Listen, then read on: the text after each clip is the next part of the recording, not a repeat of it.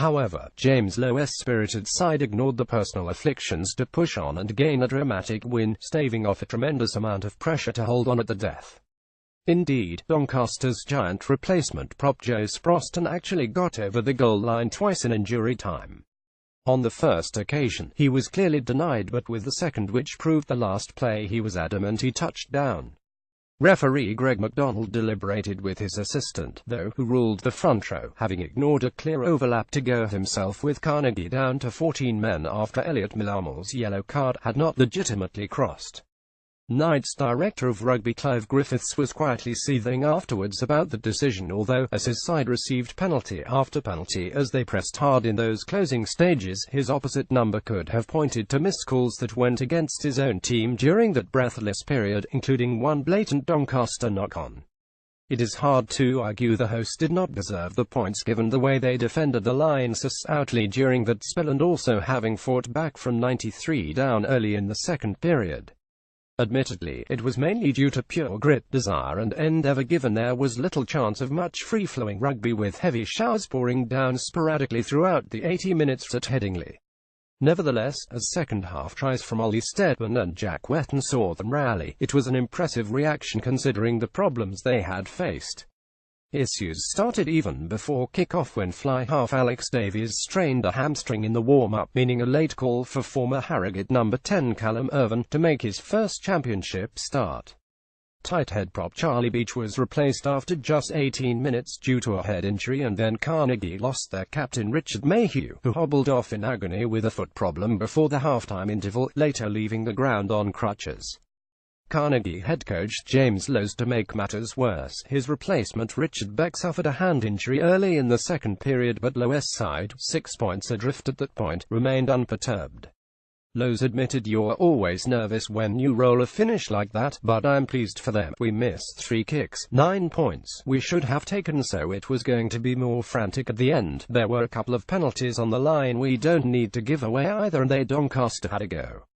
But I want us to be a good defensive side and hard to beat, and today we were. They have to work really hard for each other, and they did that." After Simon Humberston slotted his third penalty in the 44th minute, Doncaster faced plenty of pressure at the start of the second period and eventually succumbed. Initially, Carnegie's Milamels spilled trying to trundle through, and then the visitors drove through a scrum on their own 22 to earn a penalty. However, they lost the resulting line-out to invite more pressure, and, soon after, Lowe's side scored via a rolling maul, ex-Doncaster number 8 Steadman coming up with the ball in the 57th minute. Replacement scrum half Will Homer took over kicking duties from Irvine, but he was unable to convert. However, the 21-year-old, who is on a dual registration deal from Bath, produced a classy moment soon after to put his side in front.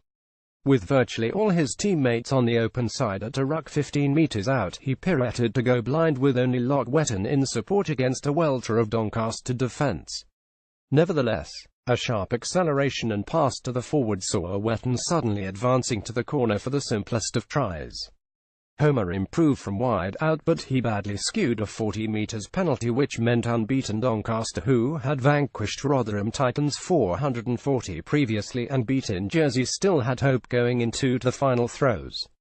Knights had controlled the first period and, indeed, felt Tyson Lewis had crossed in the 17th minute following some slick passing from locks Matt Challoner and Tom Hicks, only for the assistant referee to rule the winger had been forced into touch behind the goal line.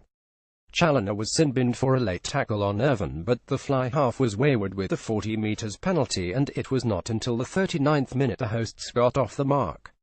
However, they certainly made up for lost time in that second period and have now won the last 2 matches after the opening day loss at London Scottish. Yorkshire Carnegie Elder Watkins, Forsyth, Lucock, H. Davis Irvine, Green Homer 54, Thomas M. Yolek, Buckle M. Mayhew 54, Beach Milamels 28, Wetton, Smith, Bainbridge, R. Mayhew Beck 38, Myesco 51, Steadman. Doncaster Knights Foley J. Bulumacau, Owen, Lewis Humberston Cusack 67, Heaney James Chapter 67, List Bergmanus 62, Hunter Nelson 60, Quigley Sproston 62, Challoner Eames 60, Hicks, Shaw Hills, Carpenter Hill 62. Referee Greg McDonald.